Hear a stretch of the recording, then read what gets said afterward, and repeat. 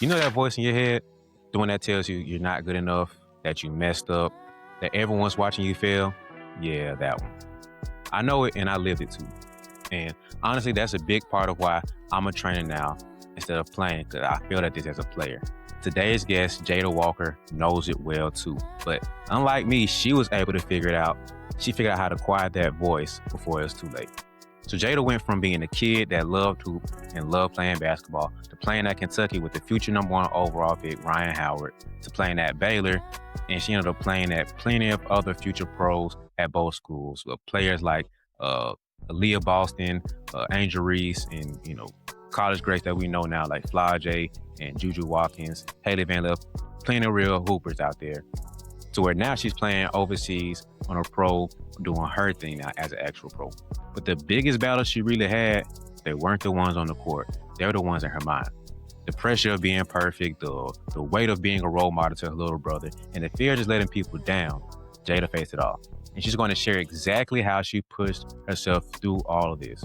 So this is the episode I wish I had when I was younger and I was playing. The conversation I needed to hear when I was drowning in my own head. We're diving into the mental game, how to stop overthinking, how to stay positive when everything feels heavy, and how to keep going when your thoughts are trying to stop you and hold you back. So if you ever feel stuck in your head, doubted yourself, let the negative voices win, this conversation, this interview, this episode is for you.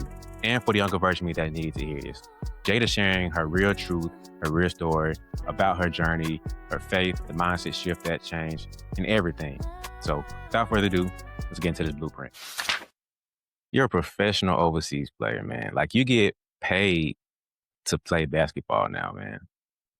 What would you at like 5th grade say about you right now? Like, dang, that's me, a overseas pro. What would she say? Um, I don't know. I feel like I would say like, yeah, I'm gonna become that. I'm definitely gonna become a pro. That was like my goals. Everyone has them little papers where they write down like, I want to play professional basketball. I want to go to the WNBA. Mm. Those are definitely goals. Then just looking up and watching pro basketball players play, obviously, and then being a coach's kid as well. Just being up underneath those players and watching them play and eventually getting to the point where I'm playing with them, I'm like, okay, yeah, like I have a shot at this. I know I'm small, but like I'm very ambitious, goal oriented, and once I set that goal, it's like I'm really going for it. So I feel like, yeah, in 5th grade, I was probably telling myself, okay, I'm going pro, like playing on the playground against the little boys at recess and beating up on them. I felt kind of good. And people compare themselves to like NBA players, but I compare myself to WNBA players that I like, obviously. But it is cool to grow up and have that experience of wanting to play pro and chasing that goal and doing it now. Yeah. So you said you're the daughter of a coach. So did you always want to hoop? Or was it like, because I heard you say before that Maya was a big inspiration for you. So was it like you just saw it and you wanted to hoop, or your parents were kind of like, oh, you going to the gym? So how did you kind of first get into basketball? What was that thing for you? It was a mix of all of that, honestly. My parents were coaches. My mom actually had me while she was coaching or about to coach a game. She had to go to the hospital to have me. So I feel like I've just been built through basketball.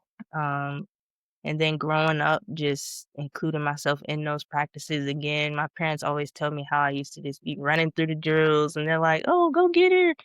And I guess one of their coaches just stopped me for a minute.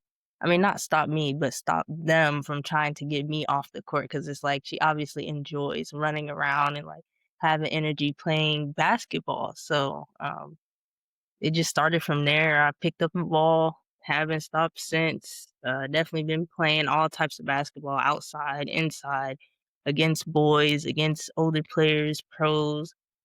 Growing up in college, playing with the #1 draft pick, and then ending my season, being a star on my own. I feel like that was big growth for me from first year to last year, and then eventually being able to play pro. I feel like those were just big jumps and goals that I've just had throughout high school, college, and just kept on pushing through. But definitely my parents, um, and then definitely players like my more on the guy side, Allen Iverson, that shiftiness, um, a lot of different aspects of the game that I've been able to experience definitely helped me become who I am today.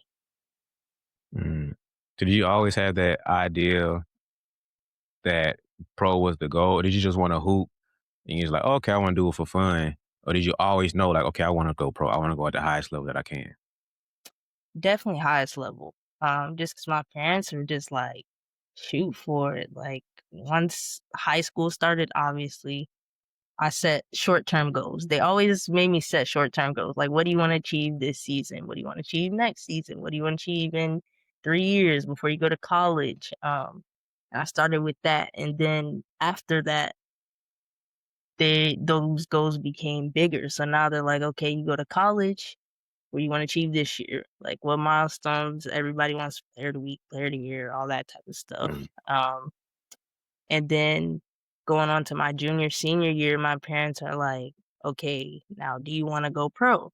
Like, what is it gonna take to achieve that? Like, how are you gonna keep your stats up, different stuff? How are you ready mentally? If the WNBA doesn't work out, are you willing to go overseas?" I just wanna play pro. I just wanted to hoop, earn my money. It didn't matter where I was as long as I could say I was a professional basketball player.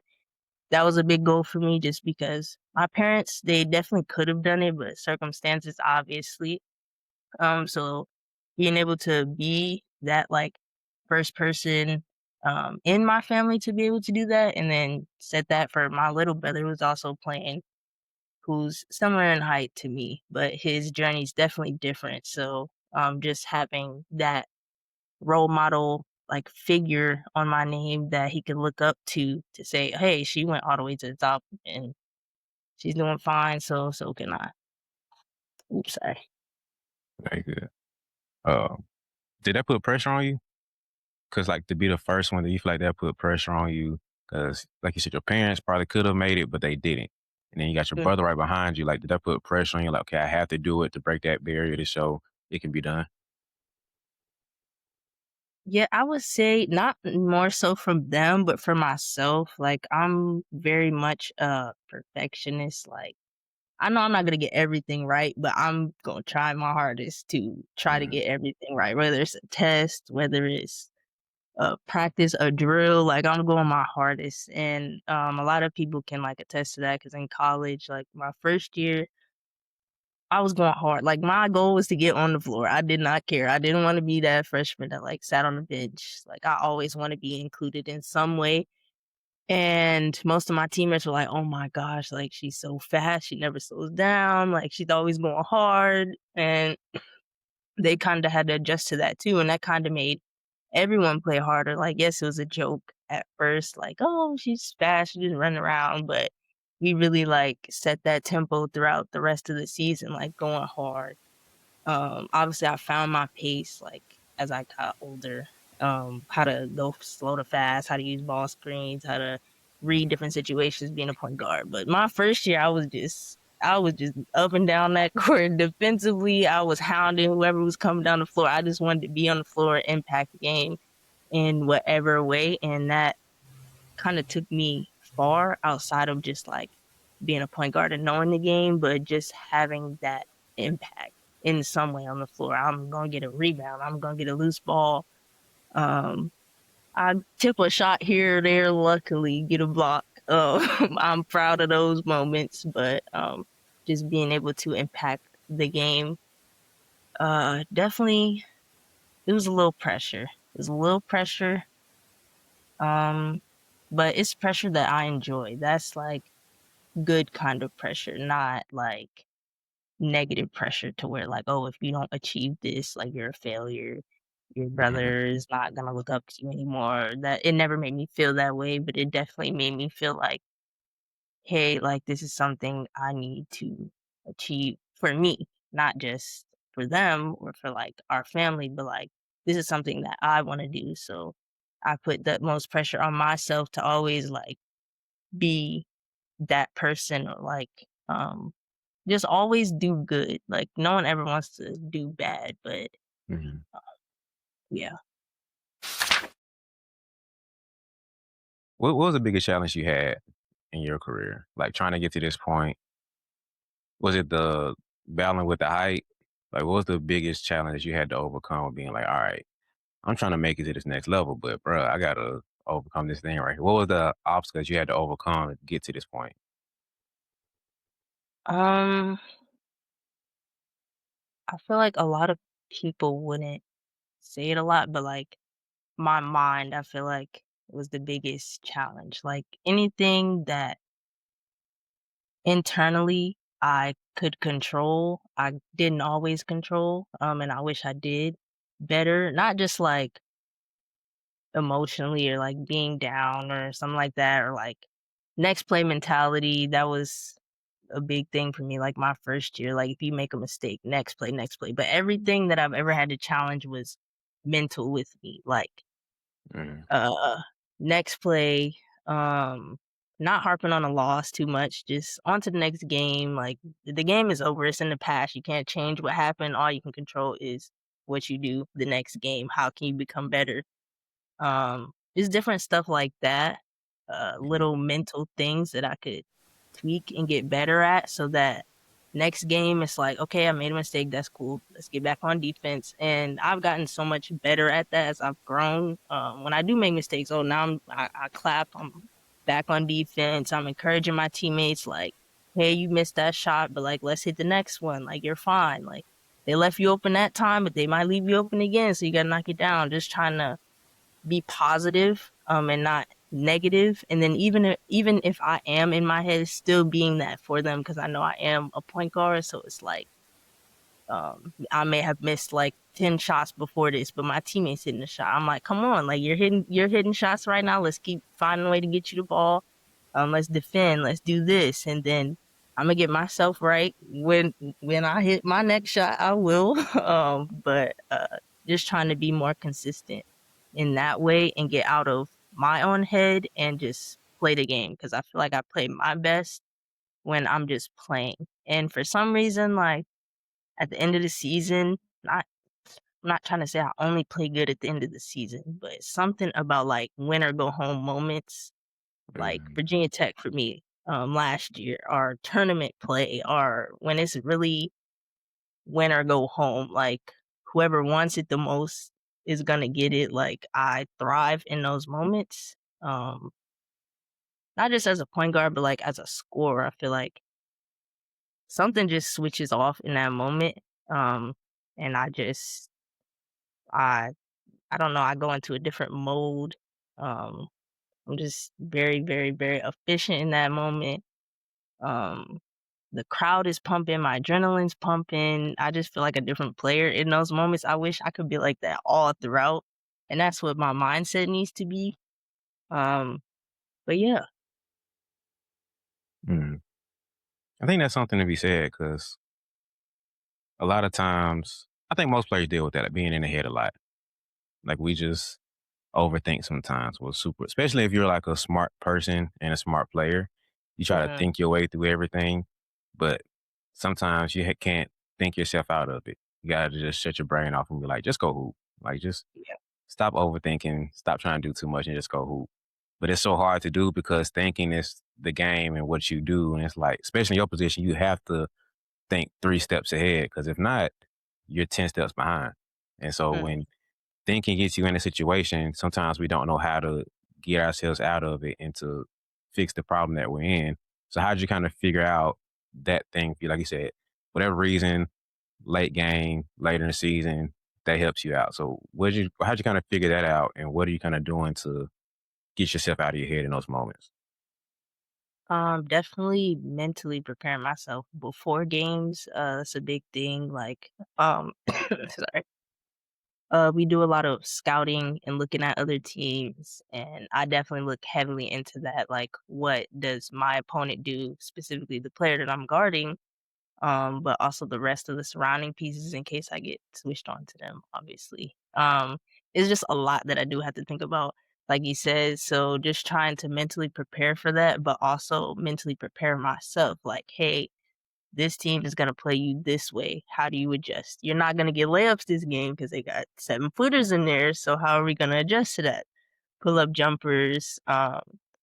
Definitely working on my three that week. A lot of different things, and then how do I get my teammates rolling in these situations? What do I say to them? Um, just a lot of things I have to think about, but also telling myself like, it's not the end of the world. Just play your game. Whether y'all win or lose, just keep playing, keep playing.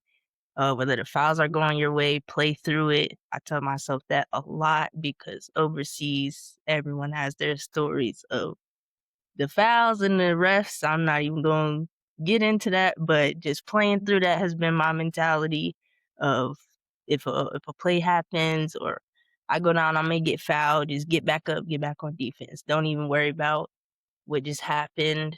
Um, Definitely trying to listen to music that's positive, listen to like podcasts or something that's positive. Um, Definitely affirmations, different things like that. Getting into my Bible. Um, on Sundays, I hate that we have Sunday games sometimes, but when we do, just trying to incorporate things from that. And then in college, we went to a Champions like Redefined retreat, and they gave us focal points. Like we had to pick certain focal points that we were going to focus on. And anytime we got stressed or something like that, we would think of that focal point. So I have like a tattoo on my neck that says purpose, and I always like remember that or remind myself of that. Like, what was your purpose? Like, what is your purpose of playing this game? It's to be fun. Is to play hard, but it's to be fun. Like that's your joy, that's your safe space. When you playing basketball, like that's what you do to escape like whatever else may be going on. That's what you started off playing when you grew up, and that's what you go in playing. But yeah, just different things like that, different little tips and stuff that I've learned from uh therapists, from coaches, from just being in a relationship with God, having my faith in Him, that everything is gonna be fine, whether it's going good or not. It's just all part of the process and just enjoying it. Hmm. Is it been hard to enjoy the entire process? Because there's a point to where like you want to take ball serious and you want to make it to college and you want to, get all the accolades and stuff. Did it get to a point where you couldn't enjoy it and it was really hard for you to stay focused on your purpose in doing that? Especially when you talk about high school, you got to do AAU and you got to do year round stuff and you got to do this and you got Mhm. to do that with the coaches and you got to figure out how to get recruited. And once you start getting recruited, you got to go to the school that you want to get to. And not only want to go to those schools, but then you got to actually get them to want you. And you got to get a Mhm. scholarship and you got to keep it. Like, was that whole process stressful for you? And take away some of that fun for you? Did you stay positive throughout the whole process too? I'm not gonna lie. I preach on positivity a lot, but there were a lot of times like ebbs and flows where I was up and down. Like it was a lot that happened throughout my career. Like before going into college, COVID, everyone well that lived or that went to college between like 2020, 2021, 2022, everything shut down. Can't hoop, can't do nothing. Had no senior season for high school. So like I had to figure out how I was gonna keep myself in shape to even go to college the next year and be able to perform.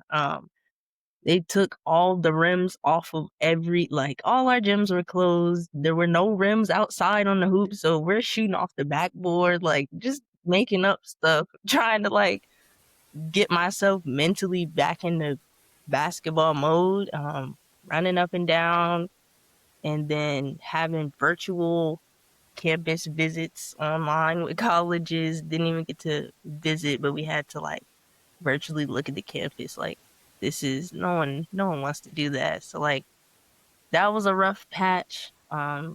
Just because I didn't even know if we were gonna be able to play the next year, let alone not having a senior season this year and how I was even gonna go and transition into that from not having an entire season to playing in a college season, um, and being successful in that way, but it definitely worked out.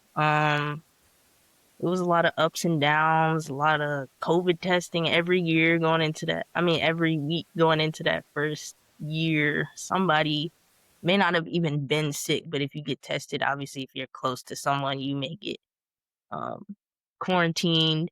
You Mm-hmm. can't practice for a week. You come back the next week. It was just a lot going on that first year. Um, and then just playing. Um, like I said, I put a lot of pressure on myself to do good. So there are games I would do good. Like I would come in, not even knowing what I'm doing necessarily, but just getting the opportunity to play. Not a lot of freshmen do get that. So you definitely learn with that. There's a couple games that I've had to eventually start because our lineup um, ended up getting injured. Like one of the starters ended up getting injured to where I had to go in the game. And um, it was an important game. I think we played LSU. It was like I feel like my first big start in conference play, and I did well, but like we ended up losing because I made a lot of mistakes towards the end. Just a lot of turnovers, just going too fast, not knowing the pace of the game. Again, I'm a freshman, and like this is the biggest game we've been in. Kim Mulkey was the coach at the time. She had just left Baylor. Yeah. Um, I was guarding Kayla Pointer, I think that was there, who's very good. So I mean, it was a good experience. She definitely talked to me after that game, so I felt good. But then there was games where I didn't do so well. Definitely got a talking to about like pace and the same things that I've been saying. But it was just a lot of up and downs, up and downs. Going into my freshman year, actually, the coach that was there, Matthew Mitchell, he ended up retiring before I got there. So the Mm-hmm. coach I thought I was playing for, I wasn't. It was just so much going on. Then our first year, we won the SEC championship. We beat South Carolina. Then our next year, everyone transferred. Like all of our good players transferred. So it was just me. And I'm looking at it as an opportunity. Like, okay, like I'm the only one here. Like the team can be like surrounded by me. Like those are things that are being said. Um, and then that year happened, and it kind of wasn't. It was like what they were saying. It kind of flipped around, and I was like, this is not what you were saying to me when I first got here. And it was just a lot going on. And mentally, that's where I kind of got like everywhere, like with my emotions. Like, is this even funny? This wasn't what I was doing. This wasn't what I was like came to college to do or came to this specific team to do. Um, it was just a lot. And then I had to Yeah. say to myself, do I want to it wasn't like an adversity thing because I definitely could have stayed and like went through that, but I feel like I just needed a change because there was so much that happened throughout those 2 years from COVID up into the end of my second year where I was like, I just need a change, a fresh start to just be who I am again, find my love for it again. Um, and I ended up doing that at Baylor. With some up and downs there too as well, but um, that time I did decide to push through. I'm like, hey, now this is like actual adversity. Like it's a fresh start. You got no COVID, no sickness, no nothing. It's just you hooping. If you doing bad, that's on you. So um I that was like adversity that I pushed through and ended up excelling at the end of that year and then going into the next year. My senior year was probably the best year I've had like all the way around to where I could fully enjoy it. Like, hey, first year, trial and error. Second year, okay, you're learning now. Third year is like, okay, you know what to do, but it was still an adjustment because I had just left. And then this last year is like, it's win or go home. This your last year. This decides whether you go pro or not. This decides everything that you're putting pressure on yourself for to get to this point. You're there now. So like Yeah. show up, perform, do what you have to do. And I feel like I did that. And I found complete joy in that. And um, Also in my faith, like, I got baptized my senior year, Mm, got really connected with a lot of people at our school. Our school is a Christian school, so a lot of friends, students, coaches. My trainer, I used to do Bible study with her every week, so everything just kinda shifted my mentality at that point, and then how, like, being pro, just bringing all those things with me has helped me with, like, any adversity I've had here because I done went through a lot that you could possibly go through. Um, yeah, now I'm here, so just taking mm. that and growing with it through the pro game. You said you went through a lot, like on the court or off the court stuff, or both. Both.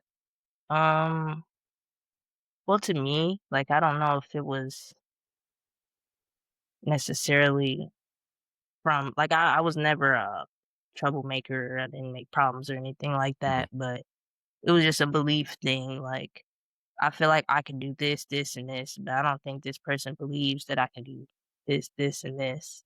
Um, Mm, just a lot of that, a lot of things being said that have never been said to me in my life, um, that I've had to deal with because 'cause I'm not, like, disrespectful. I'm not from a coach? patitional unless I need to be. Like, unless I really don't agree with what you're saying, it's like, "Okay, why are you coming at me like this?" Different things like that, that players go through with coaches. Um, Mm, I feel like everyone makes their videos of like, "Oh, my experience, was this, and this, and these people said these things to me." Like, I'm pretty sure every college player has had something said to them they did not like, and they've had to deal with it. They probably got kicked out the gym. Like, anything could have happened, at that mm, point, but, it's just learning how to adjust, um, and then especially being a point guard, like, it all falls on you. The blame is gonna fall on you. Like, if you make the turnover, it's on you. If the team is going too fast, it's on you. You're in control of the pace, you control the game. So just knowing that and not always thinking, "Oh, they're just personally, like, attacking me, like, it's all on me." mm, That's my job, like, that's what I signed up for. I wanted to be a point guard, so I'm not only in charge of myself and my play, but how other people are playing within our system that I'm supposed to be in control of, that they're giving me the plays, the calls, the, things to execute, and we're not executing them, that falls back on me. Um, so just learning that. It was definitely challenging at first, but now I kinda get it. So I don't even trip anymore. At first, I used to be like, "Dang, like, they always," mm, but now it's just I take it, um, I move on, I continue to play, and then I just keep trying to encourage with positivity, not negative, like, I'm not the type of teammate that I'm gonna get on you, but it's not gonna be like "Oh, I'm cussing you out," like, you this, and this, you suck, you need to get out the game. Like, no, it's like, come on, you need to pick it up. Like, you just lost your man on defense. I need you to, not get cut by, you need to bumper hard, like different stuff like that. Like tough love, but also with some positivity at the end, always giving a high five, making a joke. That's one of my main things. I just joke with people. Um, just different things like that that I've learned, throughout the years. Just being a younger player as well, like, having to be one of the youngest players to, growing into a senior and still being with older players, but, like, mentoring the younger players into what they are now. I feel like that was cool to grow through, honestly. mm. You kinda touched on this earlier, but of course, being at Kentucky and then at Baylor, you had a lot of matchups. Like, you went head to head with a lot of different pros or future pros still, and at that point, future pros. But and you end up playing with the pro. What was it like playing with her? And, like, was it at a point where you were just like, "Yeah, this is a whole different level right here?" Like, I can hoop, but she's like something different. Was there ever a point like that, or you just kind of like, okay, I can see where I'm at with her, and you think you can do it too? What was it like hooping with her?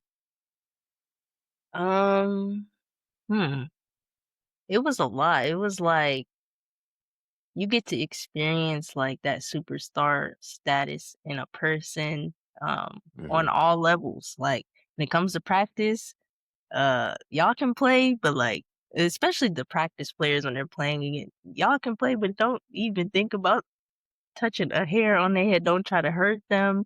Don't get too close. Don't breathe the wrong way, or they can sent out like that superstar like level right there that you get to where you're so good.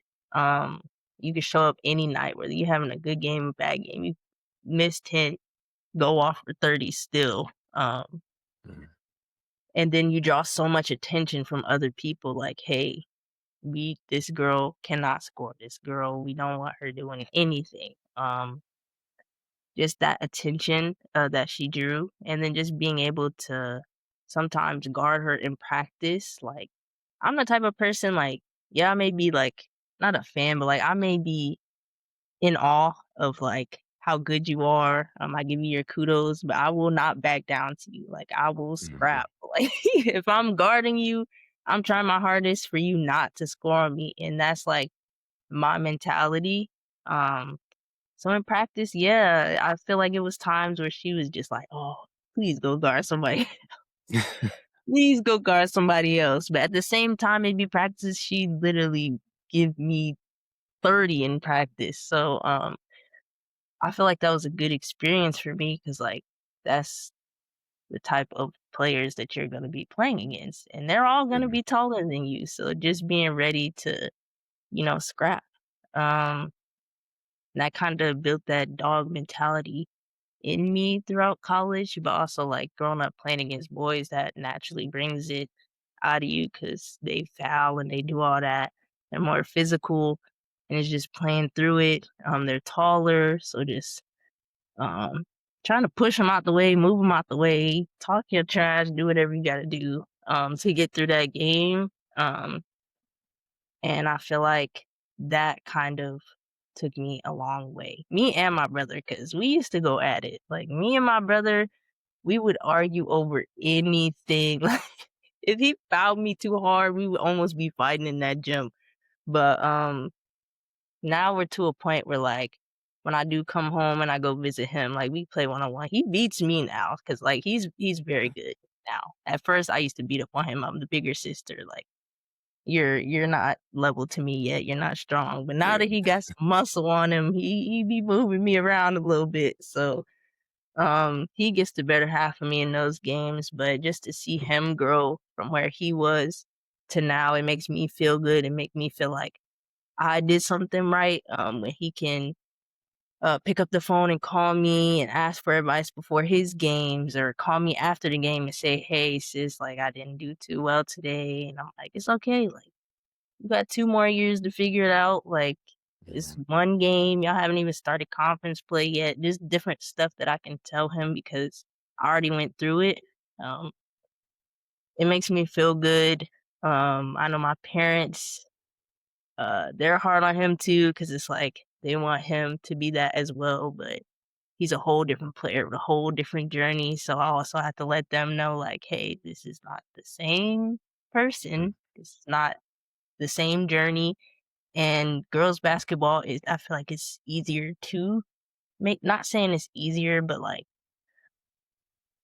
for girls, if you play hard, if you do something extremely well, it don't matter how honestly tall you could be, you're gonna get recruited somewhere. For guys, it's like it's kind of different. It's like they definitely want height, they want athleticism, they want Mhm. uh, a dog that can score, the 5 star, the 4 star. Now, they're not even recruiting really a lot of high school kids. It's like, oh, we going for the 30-year-old, we going for the G League players, we're going for people that already have experience because now we have to give y'all money to perform and do these things. So we might as well take someone who's experienced rather than like a younger kid who we have to Mhm. uh groom into being that and give them all this money for what we could already have. I feel like that kind of sucks for younger players, but I'm glad my brother kind of went into college before that happened. So he didn't have to experience that because that would have broke my heart if I had to see it. But yeah. Mm, mm. What was like the craziest like play or moment or game from hooping with Ryan? Cause she's special. But what Hmm. was the thing that she was just like, all right, this something different. Even as a teammate, hooping with LeBron or hooping with Curry, you like, oh, I see what they do in practice. But there's still moments in games or whatever, and it's just like, bruh, Steph Curry's not normal. KD's not regular human being. What's the moment for you that you saw? It's like, fans think it's crazy. But when I saw this, I'm like, okay, she definitely crazy. Um, sorry. I think, well, two moments. I would say the championship game that we won with South Carolina. That was crazy just because of how it played through. Um, but in that same tournament, we ended up beating like every team we lost to one by one. It was like Mm, I think we beat like Florida, Auburn, not Auburn, Tennessee, LSU, South Carolina, like back to back to back to back in like 3 or 4 days. Um, and there was this one clip that they ended up putting on like a commercial where I came down and I knew she was behind me and I like flipped it behind my back to her and she hit a three and it ended up on a commercial. I forgot which. I don't know if it's like the NCAA commercial or mm, what, but to me that was one of the craziest things. I don't know. It wasn't big, but like just seeing that, I was like, oh. And everyone kept sending it to me. They're like, oh, you just out here casually throw behind the back passes to people. Um, I feel like that was the craziest thing. But from her, it's like every game that she's played and she's done something crazy and she's learned how to adjust to it throughout every game, whether people are following her or not. Um, and then the cool thing was just that she actually was, um, she was number one. It was like something we kept checking. It was like in the um draft thing, she was number one, and then Alyssa Smith, who's at Baylor, I think was number two. And so they would keep going like this, like up and down, up and down. So like it would be some games, they'd have her at one. We'd be like, oh right, you gotta go hoop now. Like they got you mm, at number two. Then she jump up to number one and then that like really I feel like motivated her because she just went off the rest of the season. And she definitely secured that number one spot. But it was just it's crazy how everything just works because I ended up at Baylor with mm, not with, but like at the school with a player that was number two. Um and some other great players, a lot of great history around that school. And then being able to play Kim when she was at LSU, and then end up going to Baylor. It's just a lot that's happened that just goes with each other or just works like that. That's crazy to experience. But yeah, it was a lot of crazy moments and games that we've had. Not with just her, but my other teammates, Dre Edwards that hit that game winning shot. To beat South Carolina that had us all screaming and running around the gym because we literally just we lost to South Carolina every game up until then. We beat them, and that was just such a big moment. Um, Especially for me, like that's the only championship we got to win, um, conference championship. But for that to be like my first year being able to like endure it with like some great players, like Dre's overseas as well. She's getting games of like 44 and 20, like crazy numbers that I've never seen before. But that's just who she is. Like she's a dog. She's gonna hoop wherever she's at. and hopefully she gets a chance to try the W, because I feel like she's another one of those players that could play there too. But there was just a lot of great things that happened at Kentucky that I definitely still highlight. It's not like, oh, once you transfer, it's just like forget that Hmm. school. But definitely got to play with some great players, with some great people, met some great people. There's a lot of history at that school as well. So, Yeah. Yeah, you had a lot of big matchups. Like, mm, I kinda looking through stuff and, like, you played against a lot of dogs. Like, of course, we know, like, the big name people, but you start going on the roster and it's like, "Oh, snap, they got some hoopers too." Like, Tennessee had Ray Burrell.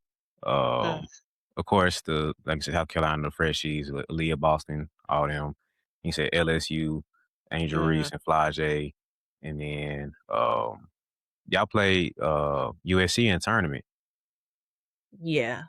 yeah, and y'all had to go against Juju, and I was like, oof, that's a Yeah, tough one. we and I've gotten a chance to guard them too. That's what's so exciting. Like I initially that wasn't my matchup to guard Juju, but I got a chance to guard her. So I'm like, oh yeah, like I want to stop you from getting a bucket. Like she scored on me a couple times, but it was just cool to get that chance to like I accept that challenge. Like, hey, you're guarding Destiny Henderson today on South Carolina. Hmm. Cool. Like I want to try my hardest to stop her from scoring. Or like you're guarding, like you said, Ray Burrell. You're guarding the point guard for Alabama when we played them. You're guarding KK Deans when she was at Florida. Just those top guards that I've been able to guard. Who still have scored. Like obviously, you're not gonna stop a scorer from scoring completely, but limiting them from their averages, and just scrapping, making it completely hard for them.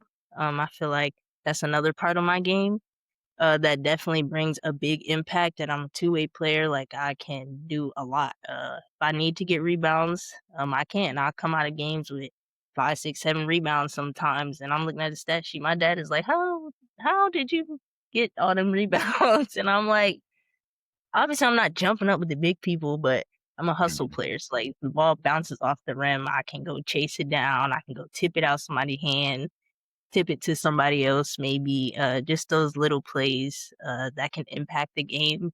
I feel like that's why I can stay on the floor at my height, even with mismatches, me guarding, like, 6'1" guards, and they try to post me up, it doesn't really matter because I can hold my ground, um, and just do a lot of different things that just keep me on the floor other than just shooting, or if the Yeah. ball is not going in the hoop, I can't score, I can't do nothing else. So being able to pass, being able to set good screens. I feel like I set very good screens. That's underrated.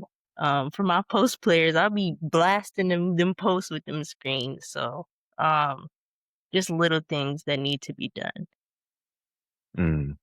All right, so now I need your help. All right, Mhm. I want to get into like the blueprint half now. Like we got some girl who's trying to figure out, man, I saw Jada when she was in the SEC tournament, or I saw her when she was at Baylor doing her thing. I saw her go against Haley Van Lith a couple times at TCU. Or I saw her Mhm. get the game against Virginia Tech. I'm seeing her as a pro. How can I do what she did? So like if you're talking to her about the mental game, Mhm. what is like the mindset difference from you're playing and you're trying doing it for fun to where, all right, basketball is what I'm doing. I'm taking it serious. What was the mindset shift that you did? Flip that light switch and you start taking it serious now. Um, the mindset for me was definitely not to back down. It doesn't matter who it is. It doesn't matter um, when it is, what time, whatever the circumstances may be. Um, it's always going to be a challenge. I feel like presented to you, and it's not about like the challenge itself. Like, oh, the refs suck this game, so I can't do anything. It's like, how are you gonna handle it? Like, how are you going to adjust next play? Like I said, not letting um what's happening in front of you affect you, um, because you know it's coming. Like if you had 20 the first game, guaranteed the team is going to be scouting you for the next game, saying, just don't let this girl get 20. She just had Yeah. 30 on this team. No, we're not letting her. We're in help. If you got to help off of certain players that don't score a lot to stop her, we're going to do that. So just knowing people are game planning for you just like you're game planning for them. So don't get frustrated. Um, Next play mentality. It's all mental. Like that's why I'm saying like mentally, if Mhm. you can get that straight to know that everything is happening for a specific reason, and if you can learn how to adjust to that and know that it's all like temporary, and that it can be figured out. It's not impossible. You can always find ways to adjust to something. If you can't, you can ask someone. You can get help from someone to help you adjust to it. But just to sit there and make an excuse or hold yourself back from how good you can be, um, don't do it. Like, don't let your mind or the negative thoughts inside your mind win. Just stay positive always, even when it's a moment where you could probably be the least positive you could possibly be. Just find some kind of light, some kind of positivity. Um, Whether it's music, whether it's a person like your parents, a lot of people it's their parents. Um, a podcast, like anything that you have to do to put yourself in that mindset, um, do it. I feel like it'll help a lot. It'll help your game tremendously because when your mind is there, anyone whose mind is not there playing basketball, they don't perform well. You can tell, like, oh, where's her head at? Like she's Mhm. not even focused. So if you can get that part of the game, I feel like that will be tremendously helpful for any player. A post, like I'm not a post player, but um a lot of like my best friends for some reason, the greatest friends that I make on teams are all posts. They're all like 6'5", the tallest one on the team possibly. I end up becoming best friends with. I don't know why, but it's always been like that. Um and I don't know, I just always try to speak life into them the same way. They're always like, "Oh, you're so positive." Like, I'm not always positive, but like I speak positivity into other people. So just having that mindset has helped me, and I feel like it can help anyone. I feel like that's my blueprint, but for someone else's blueprint coming up, I feel like that's a big step in creating that blueprint for them to be successful in high school and college because it's just starting over. Like you start in high school, you're gonna have your ups and downs. You're not gonna go into college and it be sky free. Like, oh, I have a positive mindset. Like, let's do it. No, there's gonna be some things that are gonna piss you off to the utmost to where you're gonna want to transfer, which is why the portal is so heavy now. But it's just adjusting to that. Um, Definitely the biggest thing everywhere you go, no matter if it's basketball, your next job, just having a good mentality and keeping your mind right will get you far. Do you feel like you always positive though? Like I know you said you're not positive with yourself per se all the time. Like you try to speak like from other people. Have you always been this way, or did you have to like work to be this way and figure it out for yourself? Um, I feel like I've always been like like I'm a nice person. Like I don't get in trouble. Like um I don't spread negativity on anyone. Like I don't like drama. I don't like being involved in drama. I don't like negative things in my life, and I kind of separate myself when I feel like negative energy or negative things like coming towards me. Um, but yeah, I would say I'm always positive in like my spirit. Like I'm a positive person. But there have not always been positive things that happen in my life. Just for being that way, like, like nice people don't always get treated the way they want to. Um, But yeah, it's just handling it, adjusting to it, has definitely helped. And just not trying to judge other people for what they may be going through. You might have someone that's not as nice or not as positive, but they may be going through something. You never know. Like, you can't just say, "Oh, that girl's a B because she's talking to me like that, so I don't like her." It's like, okay, maybe she's going through something. Let me just leave her alone, not talk to her. Um, she'll come back around. Um, I do try to talk things out with people if I do see like, oh, they have a problem with certain things. I don't know. That's just always how I've been. Um, yes, I don't know. I wouldn't say I'm a positive person, but I try to keep positive things in my life and Yeah. speak positive things into my life. Um, yeah. So what would you say that the biggest mental skill that you had to kind of work through and learn in yourself? Since you seem to be pretty geared towards figuring out how to be positive, what was like the hmm biggest challenge that you had, man? So is it the self-talk and not being so hard on yourself and being critical? Was that the biggest adjustment or something else? Definitely that. Not being so hard on myself. Like, it's okay. You're not perfect. And then just being faith oriented, a lot of like, um, you're created in God's image. You're perfect in God's image. So like, anyone else or any other opinion of like a random person or your friend or someone you may not know shouldn't matter. Like, comments on Instagram shouldn't matter. um, Anything that may happen. Because, like, especially being a basketball player during March, there's a time where, like, people are betting now, people are doing all types of stuff. You got crazy comments coming at you. You got people saying, oh, you lose a game, y'all team, y'all suck. Like, everyone needs to transfer, do this, do that.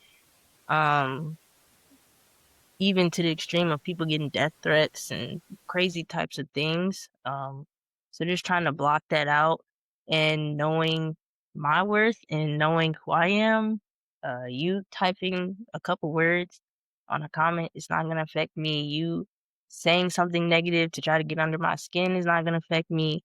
It may, because in my head I'm like, who is this girl talking to? But like on on the outside, I know, um, it doesn't matter. Like, their opinions shouldn't affect you. Words shouldn't affect you. Only you can control like what you can control. Anything else outside of your control, just leave it alone. Um, and anything that like I find is like motivational, inspirational that I can take from other people that has worked from them for them to be successful. Also, like, take that too. Not to copy their life or anything like that, but just because if it's good stuff, I'm gonna like receive it and take it and use it in my life. Um, I'm always thankful for like people that helped me through that. Like I said, like my trainers and different stuff like that that had Bible study with me helped me a lot with like mindset. Like, it's okay. Like, just because you didn't do good this time doesn't mean it's the end of the world. A lot of like reprogramming, rewiring my brain, that I've had to work on, just to be patient with myself, um, and knowing everything is not going to happen at once. Like, everything you want to happen isn't going to happen. You might want to get 20 this game, but it may not happen. You miss 10 shots, you don't end up getting 20, you get subbed out. Anything can happen. So just being more present, um, and just taking things day by day has definitely helped. Just a lot of stuff has helped, but I've been willing to receive it, like, even if it's negative. Like, my dad is the type he's kind of different. He's not saying he's negative or positive or anything, but he's the type, he's like, snap out of that shit. Like, he's very aggressive when it comes to it because that's just how he grew up. It's like, you don't got time for all that. Like, get out your head. Like, Yeah. um and just talking to him gives me insight on one end, and then talking to my mom, who's more positive on the other end. It's like, "Oh, look at the bright side, like, you may have missed 10 shots, but you're gonna make the next 10." And I'm like, "Oh, I don't wanna miss any at all." Just trying to get out of that, and then my dad is over here like, "You can't shoot the ball, you need to get in the gym." Miss 10 shots. So it's like it's like both, it's like both sides is so funny, but it's like they both know the game of basketball very well. So I don't take it to heart. When I was younger, I used to take it to heart so bad because, like, in workouts, I would miss a shot. He'll be like, "You going D3. This is not good. You're not a D1 basketball player." And it'd motivate me to really, like, he'd say that, and I'd hit, like, 10 straight. I'm like, "Oh, he calling me a D3 player, and I'm shooting now." But, it's definitely given me that motivation, and he's told me, like, we've had talks like, "Yeah, I've said that to get under your skin, like, to see how you would react, like, how you would respond when another coach gets in your face and says, 'Hey, you can't shoot. You need to do this, this, and this.' And then that's really gonna make you upset. Mm, So, you might as well start getting used to it now." So, especially when I'd be playing against boys, he'd be like, "Oh, he's kicking your butt." And then I'd start like I would start fouling. I'll do anything to stop them from scoring, but, like, that's how it changed my mentality. So now in the game, it's like, he doesn't have to do it. Like, he doesn't even have to be here. I'm overseas, and I can already say it to myself, like, "Oh, mm, this girl's scoring too much. I gotta lock in. I gotta stop her from scoring." Um, and I'll do it. Or, like, it's to the point where they won't even get off. It's like I'm doing my job. Like, she's not scoring. I'm in help. I'm making sure my teammates are stopping their assignments. It's just so much that has helped my mindset growing up from just so many different people and things. And that's why, like, I can be positive and speak like this to y'all. I can even do podcasts like this when I was a freshman. I was like, mm, I would sit here and be like, "Oh yeah, well, um, when I came in my first year," like, I would be stuttering all types of stuff. So now just being able to, like, really express, like, "Hey, this did this," and, like, be confident in my answers because, like, again, other people's opinions shouldn't matter. Um, just express who you are. People are gonna like it, people are not gonna like it, that's life. Um, so just taking it day by day, keep spreading positivity, keep being who I am until I can't no more. mm. Take me through some of those workouts with your dad. Like, Mhm, most times I'm realizing like a lot of players I talk to, their dad, their uncle, somebody like that was their first real trainer. And the mhm. first one really developed their game. And the first one kind of like, get the growing pains kind of out the way. What was like the first thing or the main thing your dad kind of took you through and worked out? Was like, all right, you finna have to learn this ball handling thing because you already probably like 4 foot tall at that age. So it's like you're already short. So like get the ball handler. Oh, dog, we gotta get the shot because you see how games go. Like, what was the thing he really drilled you to work on with your skills? Um, definitely ball handling, cause, like, you gotta be able to handle the ball. Shooting, definitely that. A lot of running. You gotta be quicker. If you're not gonna be taller, you gonna out hustle them to the ball. So definitely a lot of running. Used to run miles every day, and the goal to get, like, shorter and shorter times each time. Even if, like, I hit like 5:30 was like my fastest time, and that was in like ninth grade. I don't know if I get that anymore, but For your I miles? definitely, yeah.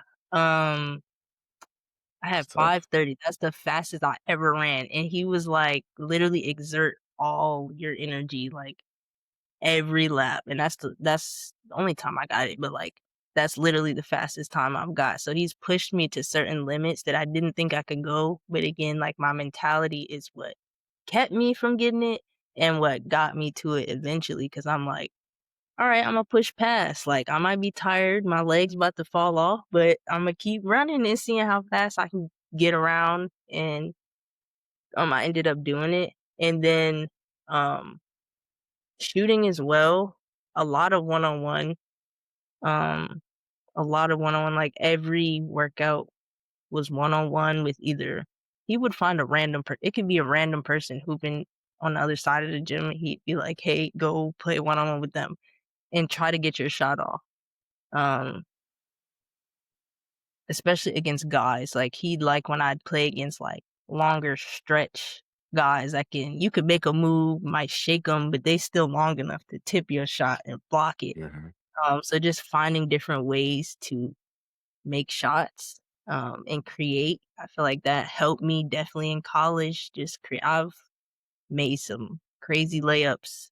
I've hit some crazy shots from three-quarter court, half court, 3 layups, way up off the top of the backboard, like but I feel like that's helped because you're getting used to just working on your game, playing around not playing around, but, like, playing with the ball, getting used to the ball in your hands, the feel, um, and knowing your defender.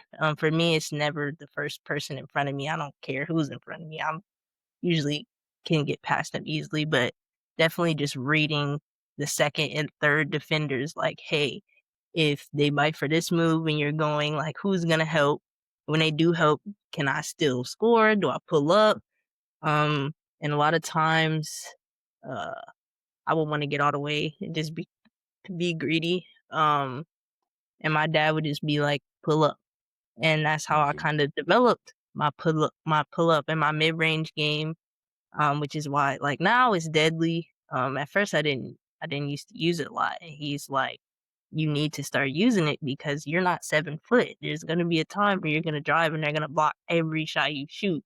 You're gonna be waiting to help side and not to just you see the space, but don't eat all the space. Mhm. Just get to that spot and shoot. And there's still times I'm hard headed and I still try to go all the way because I think I can lay it up over somebody that's that tall and they still end up blocking me.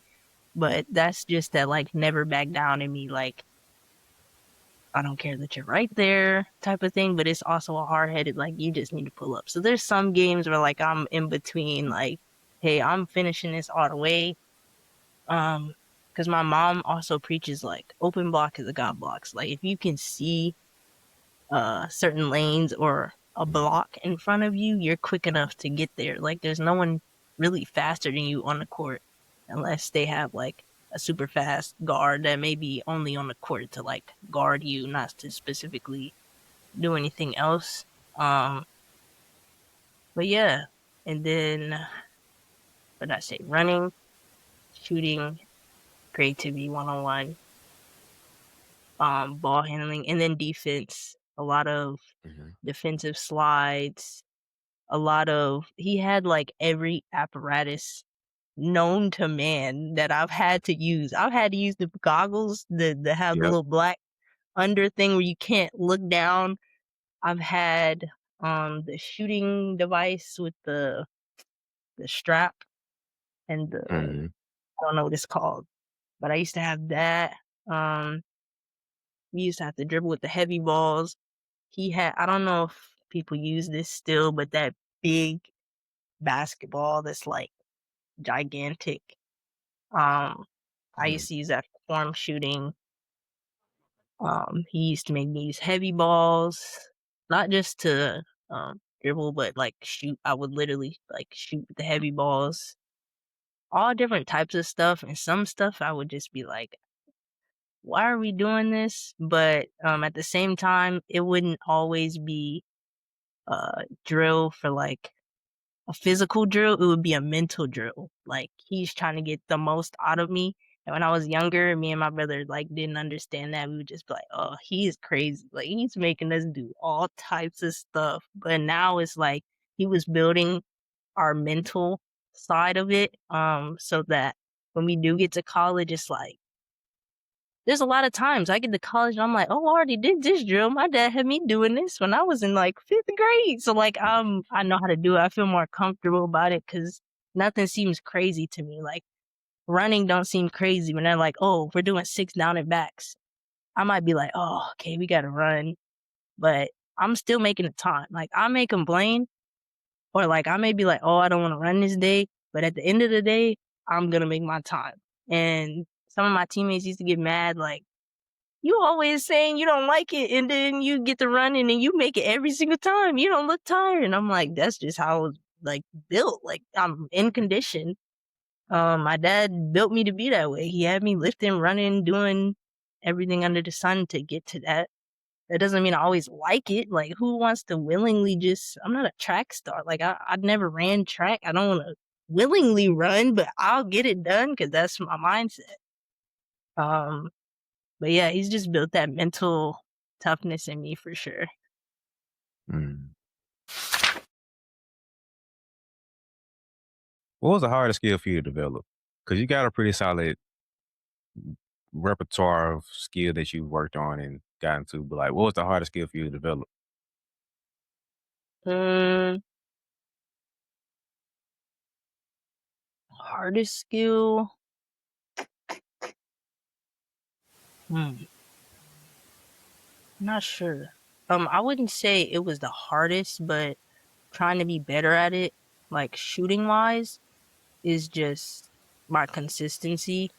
Um, and then just having to be a different type of shooter for a different team. Like when I was at Mhm. Kentucky, they didn't need me to create and do all that because they had Rye for that. Like I'm just here for hustle and impact. So like Mhm. I was more of a catch and shoot shooter. So all of my practices and workouts weren't like dribbling, like stuff I would do with my dad, like dribbling, step back, all the crazy shots that you would do. Is literally getting to a certain spot, setting your feet, waiting for the defense to help. They kick it to you, you knock it down. Like those are most of my threes. And then I get to Baylor where it was the complete opposite. They have shooters around me. So um I don't necessarily need to again create. Well, like create for my shot, but like create maybe to get one of those shooters open. And then knocking my shots down. In the first year it was kind of hard because it's like I had some very, very, very good shooters around me. Some are still there right now, at Baylor. And, I feel like it was just a confidence thing. That was my worst shooting year. I shot like 24, 20, I don't know. It was low numbers for three. Um, Mm. and, uh, I just feel like it was a confidence thing because there were all these like good players and shooters around me. And I felt like, oh, if they're hitting, like I need to hit, and now I'm putting pressure on myself to like shoot the ball well, rather than just like playing my game. And it was one of those things where like every missed shot would like get to me because I'm like, dang, this girl just hit three threes, the other girl just hit two, and I'm just clanking like they gonna think I can't shoot. So that kind of got to me, but the next year I definitely flipped my mentality around again because it's like just shoot it if they're leaving you open, shoot it. I know my job, like as a point guard, um, it's not necessarily I don't have to be the leading scorer every game because we have so many dominant pieces on our team that if we can get them going, then we can get them going. And I do my part, obviously contribute, so it's not like oh, this is the point guard that just passes it every time and can't score. Definitely score when I need to and be able to create, which I showed like in Virginia Tech and all those games when it needed to happen. But definitely setting my teammates up, reading the defense, knowing how to control the game in end the game situations, close games, managing the clock, all types of stuff that I didn't necessarily do when I was at Kentucky because again I was young and I'm just dribbling up the court. I caught a play, I just pass the ball, run the play, and that's it. I'm not telling nobody nothing. I'm not saying, hey, you need to go here. Now it's like I got there and it was so much. I mean, I got to Baylor, so much film and studying, and like, you don't just need to know your position, you need to know everyone else and where they need to be because if you're playing, you come down the floor and you're like, hey, run this play, but you don't know where the five's supposed to be, and they're in the wrong spot, and then the play gets ran wrong, it's your fault. Or um, a lot of times, especially as a freshman. I had a smaller voice. Like my voice wasn't like as out as it is now. Like it's still not. I'm not the loudest person in the world. I'll say that now. Like a lot of people can't always hear me, so I find ways to like signal and do other things. But just make sure if I had to tell them before we even get down the floor, like, hey, we're running this play. I need you here, here, here. Just more communication. Um, and my freshman year was just like, oh, like horns or something. And they're like, what? And I'm like, I don't know. just like I'm just like timid, not confident, but I'm out there running. I'm like, oh, let's just run this. And they're like, oh, you gotta be louder, you gotta be this. Um, so just a lot of different things I've learned as a point guard, like a point guard thrown in the fire to a point guard that grew and is uh like a vet now and can actually tell people what needs to be done, can move them around, and can still play at the same time and manage both of those things. Um, yeah, that's been a big growth for me that I'm like very appreciative for and kind of glad why I made that transition. Um, Not saying it couldn't have happened if I was there. Like I feel like I still could have grown in a different way, but that was just a different type of growth for me leaving like spiritually, physically, mentally, just everything. Um is a big growth. What's like the biggest thing that you feel like is kind of, I guess, like it's like a myth or like misunderstood in any aspect, whether it's like when people talk about college ball, they're saying this thing, but you're like, come on, like that's what y'all think. This ain't really how it is, or overseas ball, something in training. Like, what's something that you've seen and like, come on, bro, like this is really what it is over here. Like, what's something that you see, whether a myth or like a big misunderstanding that kind of gets to you? A myth. Ooh, I don't know. I'm not gonna lie, because people have been spilling the beans now about like everything that happens now that TikTok and all this stuff has happened. Everyone has came out and said like, "Oh, this is what really happens." It's not like people are sugarcoating anymore, saying, "Oh, this is my day in the life in overseas." Now it's like, Mm. "Oh, I didn't get paid on time. I'm in a country that I don't know what's happening. My visa, something like." They're giving the real now on, like, what happened, so, like, I'm still, like, growing, so I don't know what's a myth or not, like, I haven't had the experience of, like, not being paid yet or, like, something crazy happened to me, and, like, I wanna knock on wood that that never happens to me, but, in college, uh, I feel like a big myth is when people, like, scare young athletes about, like, what college is going to be. Like, "Oh, you're gonna run to death, like, you're gonna do this, this, and it." Yes, you're gonna run, you're gonna be tired, but it's really up to you and your team how you're gonna finish it. Because, like, my first couple years, you're gonna have teammates that are all different shapes, sizes, um, have come from different programs, have did a lot, have did a little, work hard, don't work hard, like it, don't like it, like is gonna be how you guys come together and do things like and get things done and hold people accountable when schoolwork isn't done, one person hasn't done their work. It's not just their fault. It's not just, oh, one person didn't do their schoolwork, so we all gotta run because of her. No, y'all didn't hold her accountable. That's why we have to run. It's not just, oh, she didn't do work. You know you're supposed to do your schoolwork to stay eligible. So not taking her to study hall, not making sure, hey, did you get your homework in? Like knowing different things like that. And then on the player's side, like accountability of like, stuff is due at 11:59. You have to do this. You know that your team is gonna run if you don't do your work. So the accountability of that. Um I feel like that's a main thing. Oh, running as well. If you don't make the time, you gotta keep doing it again. That's all it is. It's not no, "Oh, they're trying to run you to the ground." They're trying to get you in shape, yes, because if you're not in shape, you're gonna get embarrassed when the season first starts by a team that is in shape. Um, but again, no one likes to run, so definitely trying to, like, encourage them, like, "Hey, we got one more sprint left. Like, come on, you push this, you knock this out, like, we're done." Rather than, "Oh, she didn't make it, we gotta run again." Like, "Imma kill her after practice, we fighting in the locker room," all types of stuff that I've heard.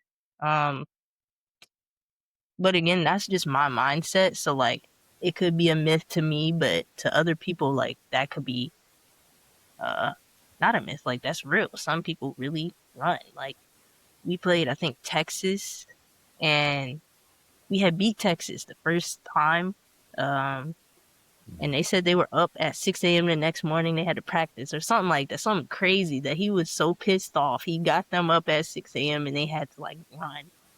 And yeah, everyone has different experiences, but I think there's a lot of myths within college basketball because of the mentality of certain players. Like players that don't work hard can say like, "Oh, my coach was a-hole. Like we had to run."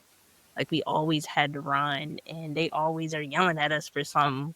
But then it could be another player that's saying like, "Oh, they're yelling at us because we don't take responsibility for this, this, and this. We didn't hold each other accountable." Like everyone has different mindsets towards different things. So it could be a myth to me, um, or not. But I think one myth though is the NIL, that stuff. The money. Like people just going Mhm. for the money. Like yes, they just go for some people, like, obviously, you get offered, like, this to this, like, you're gonna wanna go to this, but it's also, like, what else can you offer? Like, no one's gonna just willingly go to a bad team just because you offered them this amount of money, and then excuse me, and then you guys don't end up being good, like, throughout any of your 4 years. But there's some players that's like,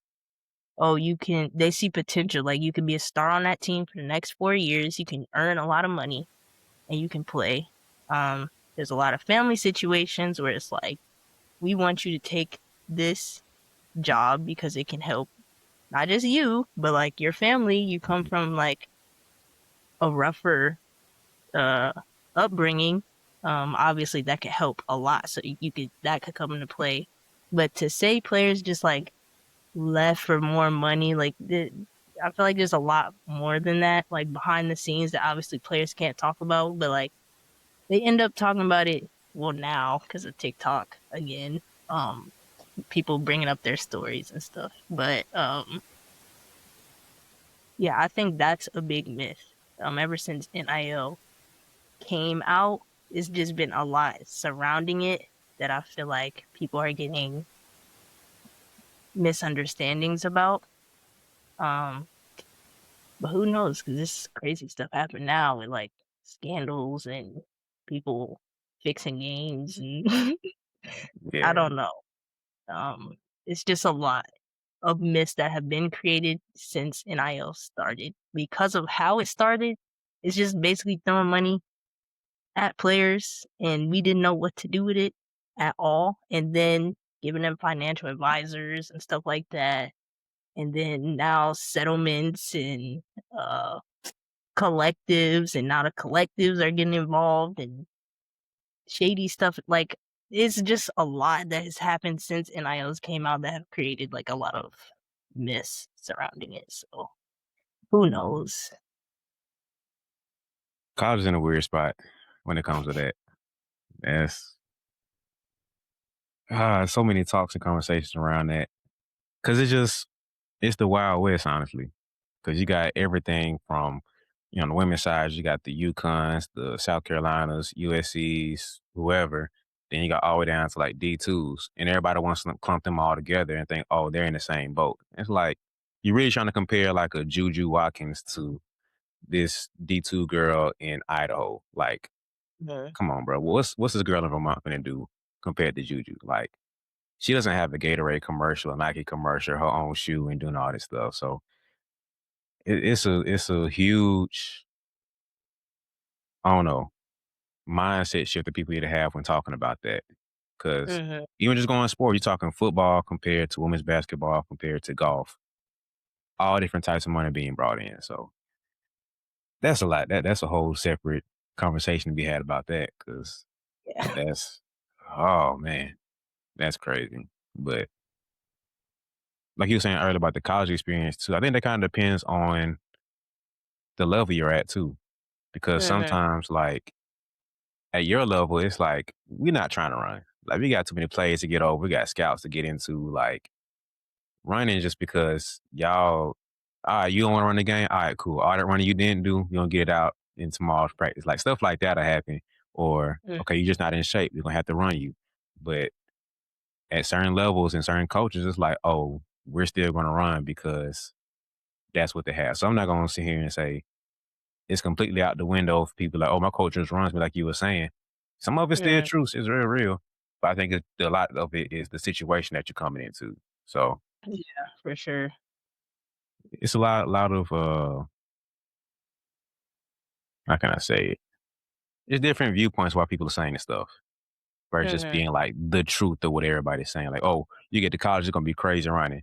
Well, yeah, he plays a fast paced game. He wants everybody to be in shape for it. We trapping and pressing the whole time. There's the as soon as you get out the net, you sure ought to be at half court. Like, golly, coach, like, stuff like that. Yeah. So with all that being said, touched on a lot of stuff. Um, Gave a lot of game out here, shared a lot of your story. But if a player listening to this could take away one thing from your story and from everything you've been through, what would that thing be? To like, hey, make sure that you learn this thing from me, everything I went through. Um, I would say again, like I'm just gonna keep preaching on it because like this just the main thing that's got me through. But like just mentality.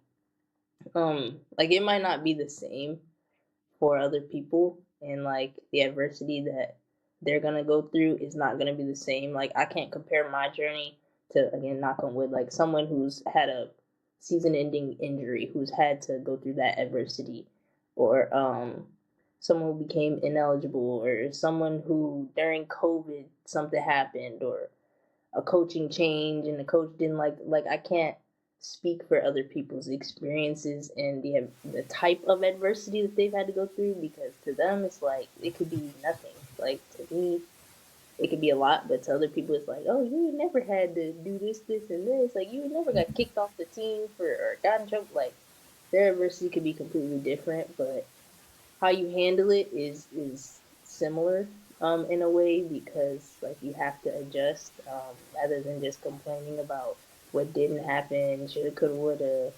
Um, More of a proactive mindset of like, how are we gonna figure this out? And not being afraid to reach out to other people, not being afraid of confrontation. Like, hey, talking to your coach if you don't feel something is right or you don't understand something. Y'all may not see eye to eye, but definitely trying to have those talks, or talking with your teammates if y'all not seeing eye to eye. Don't just continue to let it happen. Like whatever type of adversity you're going through, um, just being willing to not just sit there and sulk in like depression or sulking, being sad over it, or things aren't going your way. I'm just gonna sit here and like everybody sucks and it's everyone's fault but mine. Because like how I look at it, it's like it's my fault because of how I could have handled it. That's how I think. Um, it may be other people's fault in situations, but my parents taught me like not to play the blame game. Um, and just look in the mirror. Like, what could you have done better? Like, it may not have been your fault, but how could you have handled it better? How could you have? went about a situation? How could you have said something differently to someone? How could you have took a different shot, made a different play, and how are you gonna do something different the next time, the next play, the next job, the next interview, like whatever you go into, what is your mindset going to be, and how are you gonna shift it? If it is negative, how are you gonna shift it into a positive mindset, or make the most out of the negative situation rather than just accepting that it is negative and just letting it be negative and affect you for the rest of your life. Um, so yeah, just mental, all mental. That's literally all I can say from my perspective, just because that's all it is. Um, if you think it's a certain way, then it's going to be that way. If you think positive that it's gonna work out, that it's gonna happen, that you're gonna succeed, then you're more than likely gonna succeed. Um, so yeah, just always keeping a positive mind or trying to keep a positive mindset, um, keeping your head right in a right headspace, not allowing negativity to like affect how you go about things that could potentially like change your life, change your career, change a lot of different things that can not only help you but like the people around you as well. So Mm. Mindset is everything, man. You know, but it's been a lot, man. Is there anything that I missed that you just like? I wish she would have asked me this and we could talk about this a little bit. uh not really. I told you I like to talk about basketball. I probably like went way too long over the podcast. You could cut it out. You can cut like whatever you you want out. But I really just like talking about basketball. Um, Everyone always asks me like if I want to be a coach and things like that, but like no, I don't. I don't want to be a head coach. I don't want that Good. responsibility whatsoever. I'm sorry. I appreciate all head coaches, but like I would do player development and like be able to work with people in this way and talk to them and speak life into them how I am now without having the responsibility of like talking to the press and the media and the people that like start narratives that I don't want to be a part of. Um, but yeah, anytime I can talk about basketball, any chance I get, and not just that, just like positive things in general, things that can help other people, especially younger people, um, that I may not have had when I was younger. I'm not saying that I didn't have like support or anything around me, but like times have changed, social media has changed, technology has changed. So like anytime you can continue to give back, um, I feel like that's a good thing. And yeah, I'm just always happy and willing to do it. Again, I probably talked way too much. I apologize, but yeah, it was a great podcast. Great questions that you asked. It doesn't matter what it could have been. I would have gave you my honest answer. Um, but yeah, You know, I appreciate you coming on, sharing some time with us. Um, but yeah, man, that's it, man. I want people to support you, but like you overseas, so it's kind of hard to do that. But yeah, it's fine. We don't even got a yeah, channel to watch it on. It's okay. I'll put the end of season highlights on Instagram or something. But nah, man, I appreciate you. Uh, go kill it. We already talked about your season a little bit before we recorded, so you know, uh, keep doing your thing, man. And I appreciate you taking time out for me. Um, but yeah, man, that's it. You know, I think what you said is really valuable. From I think it kind of boiled down to the mindset. Like it's that's everything. Because mm, the heart you gotta have, that dog mentality you gotta have, that competitive spirit that you gotta have, it's major. Especially being undersized, especially trying to go D1 at that level of college, going to March Madness, and now you talk about overseas. That's like mandatory. You can't do all that stuff and be successful at that level without it. And that's something that shoot, I was missing that when I was younger. You feel me? That's a big role in my development. So if I had someone drilling that into me, I probably would have been decent. I was like this level decent. I probably been this level decent with it. But Mm. um, just seeing how you've been doing it and talking about it, I think that's a very important thing. So appreciate you coming on, talking about it, and sharing it, man. I think that's it, man. So without further Thank ado, you. man, appreciate everybody watching and listening. And see you next episode. See ya.